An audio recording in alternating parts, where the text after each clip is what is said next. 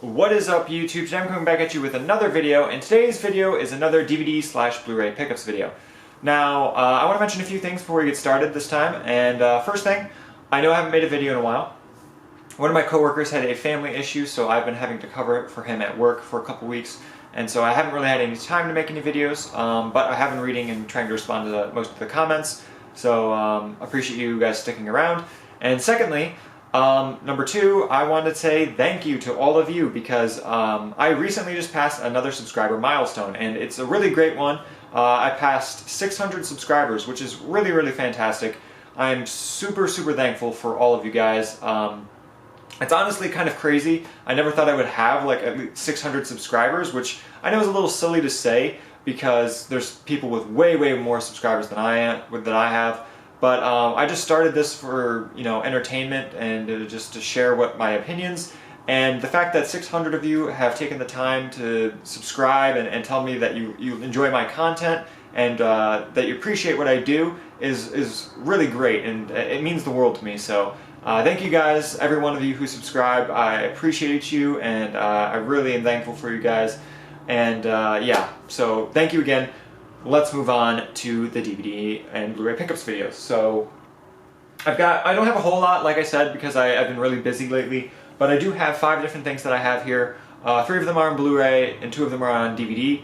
We'll go to the DVDs first. Some of these, I've seen most of this stuff. There's one that I haven't seen, and that I'll get to, but most of it I have seen. So let's just move on to the DVD stuff. So first thing I have here is one of my favorite shows that is currently airing. I am super, super excited to have this, and I'm really excited for the next season when that comes out. And I have been waiting for this to come out on DVD for a while. It took a while for this to come out, but I had been patiently waiting, and I finally picked it up. And I picked up The Orville Season 2. I absolutely love this show. It's a really, really great sci-fi show if you're a fan of sci-fi shows. It doesn't take itself too seriously. There's a really good amount of action. There's a good amount of humor in it, and it's just a nice breath of fresh air in the sci-fi genre because recently it seems like all the sci-fi shows have been trying to take that darker, grittier tone that Battlestar Galactica really made popular, and the Star Trek reboot, for instance, made that really popular. And so you have like The Expanse, you have Star Trek Discovery, and all these really dark and gritty sci-fi shows. And I like The Orville because it brings it back to that fun, lighthearted tone that I really like in sci-fi shows. And I just really appreciate it, and it's really, really great. The writing is great, and just I love the characters. They're so much fun to watch. So yeah, this is the complete Season 2. I am super excited to watch Season 3 when that comes out. I've been waiting for a while. But this does come with a couple bonus features. It comes with some deleted scenes, which I need to check out like ASAP. A character recap, Kelly, and a character recap for Bortus. A gag reel, which I'm also really excited to check out, and a special feature called The Orville at Comic-Con 2019. So really, really cool. Excited to own that, and I'm excited to see Season 3 when that comes out. It's such a great show. If you're a fan of sci-fi shows, you really do yourself a favor and watch that one. Especially if you like Stargate. It's got a lot of the same, I feel a lot of the same vibes from The Orville as I do Stargate, although The Orville does have even more humor than Stargate does. So, I mean, take that with whatever you will. So, the next thing I got is actually something that I got as a gift. Like I said, I haven't done a pickups video in a while, and this is actually from Christmas from my parents. And this is actually something that I've been meaning to own, but I just never really got around to buying. I don't know why, because I loved these movies growing up, and I absolutely love these movies, and I just don't know why I never bought them. But I picked up the I didn't pick up, but I got this as a gift, the Indiana Jones Complete Collection on DVD. This comes in a really, really cool, nice shiny box. I absolutely love this. All the movies have individual cases, which I really like, in the slimline DVD packaging.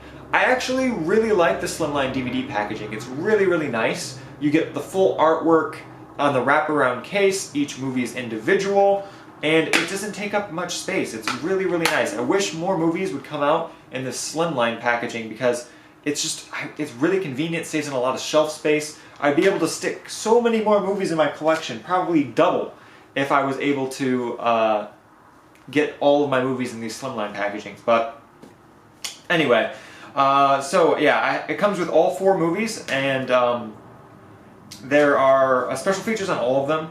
They all come with a demo for Xbox 360 of the Lego Indiana Jones for their respective movies, which is really cool. They all have an introduction by Steven Spielberg and George Lucas, and then individually they have 2 to 3 extra special features apiece, and they're really, really great additions of the movie. You get a lot of special features, and a lot of cool stuff, get great artwork, and just fantastic movies. So I'm really, really excited to own this set. I'm a big fan of Indiana Jones, and I don't know why I never picked these up. I honestly have no idea. But I'm really happy to own them now, and yeah, let's move on with the pickups. So these next 3 things are all on Blu-ray, and we'll go, the next one is another gift I got from my parents for Christmas. And I actually have never seen this. I've heard good things. I've heard some people really liked this movie, some people really didn't. I've never even seen the original, because this is actually a remake. I've not seen anything in this franchise whatsoever. I've heard about it, and I know a little bit about it, but I've never actually seen it. And as somebody who's a big sci-fi fan, it's kind of shocking that I've never seen it. And that is the RoboCop reboot, and this is from 2014. I've never seen this, heard a lot about it, but yeah, I've just never watched it. So this is on Blu-ray. It looks really cool. The visuals look fantastic. I like the design of the RoboCop suit. I don't know much else about it though. It comes with a DVD and a Blu-ray, which is really nice. I like when I get both. And yeah, like I said, this is the only movie that I haven't seen in this yet. But it looks really good. It comes with a couple extra bonus features as well. Let's see, it comes with some deleted scenes, a featurette called RoboCop Engineered for the 21st Century, and a Omnicorp product announcement, which I'm assuming is some sort of corporation in RoboCop. So that's really cool. Happy to own that one. Alright, these next 2 are both movies that I have been excited to get, and I have been waiting to get ever since I learned of their existence. Yeah, we'll go to this one first, because this one's a little bit newer, and a lot of people probably have seen this one already.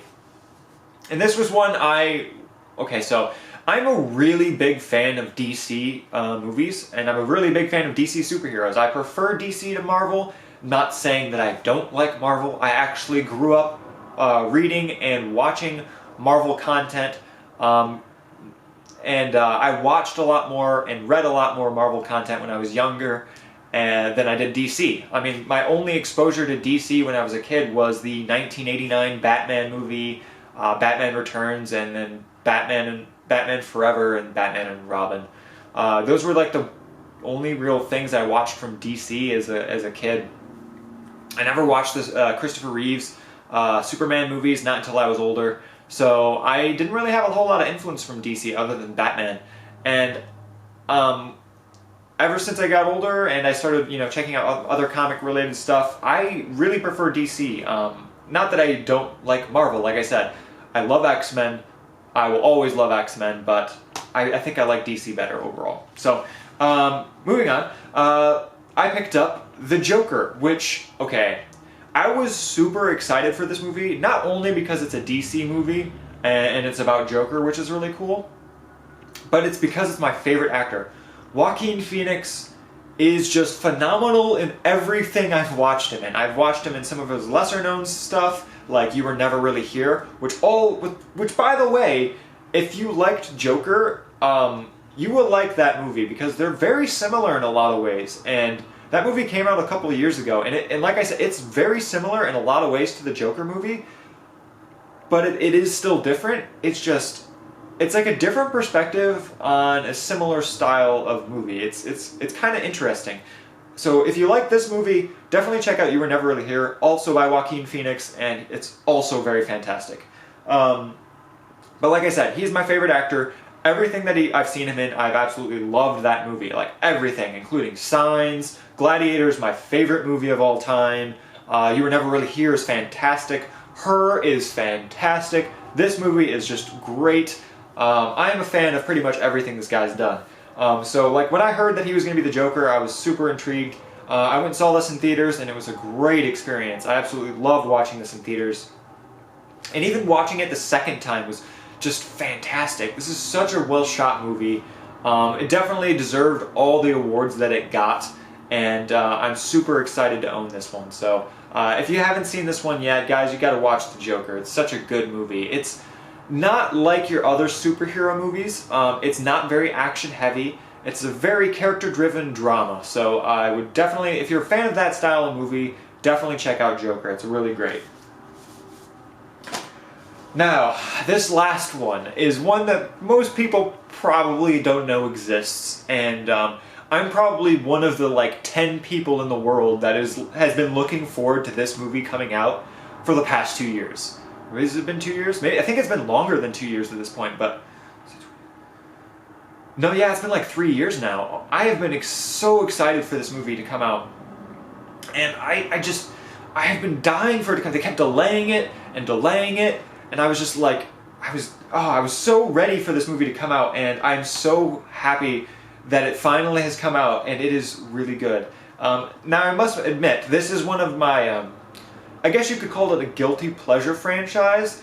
It's by no means, I acknowledge the fact that it is not the best franchise story-wise, or production-wise, or really anything, but I've got a nostalgia factor for this because I watched the first one growing up a ton, and just the type of movie it is, I love. So, it is Dragonheart Vengeance. This is the 5th movie in the Dragonheart franchise. I own all of these movies, and I bought them all on day one. All the ones that, well, except for Dragonheart A New Beginning. I never watched that one until, I didn't watch that one until like 2010, and I didn't really miss much. Dragonheart New Beginning is definitely the worst in the franchise, and you can actually skip it altogether if you want. But I'm a completionist, so I own it. But, by the way, that came out on Blu-ray for the first time when this one released as well. Because it was only available on DVD for a long time, and I own the DVD. But it just came out on Blu-ray. I don't know if I'll upgrade that one because I'm not a big fan of that, but I'm getting off topic. I love the Dragonheart franchise. I grew up on the first one. It was my favorite movie as a kid for the longest time, and it's the only movie that I watched so much on VHS that I actually visibly degraded the tape from how much I watched it. Like, sometimes I would have to rewind it multiple times. I would have to fast forward and rewind it multiple times in order for it to get to play properly. By the time there was the picture quality had started to degrade because I watched it that much. It was I loved that movie. And I still love that movie. I've got that on Blu-ray. But many people don't know that there were sequels to that movie. There's Dragonheart A New Beginning, A Sorcerer's Curse, there's Battle of the Heartfire, missing one. Sorcerer's Curse, Battle for the Heartfire. Oh, there's the original Dragonheart, yeah, so, and then this one would be 5. So this is Vengeance, is what this one's called. And I really like this movie a lot. This, in my opinion, the Dragonheart sequels have only gotten better. They have only gotten better with time. So the first Dragonheart is an absolute classic and is definitely the best one in the franchise by far. So if you've watched that one, just know that that one is the best. A New Beginning is not very good in any way. It kind of feels like a high school play. And if you've watched it, you'll understand what I'm talking about.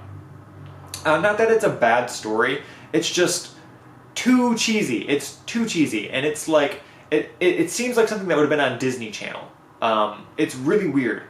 Then Sorcerer's Curse is pretty good, and then Battle for the Heartfire is even better, and this one is even better. This is definitely, in my opinion, the second best one, and the best sequel to date. It's got pretty good special effects.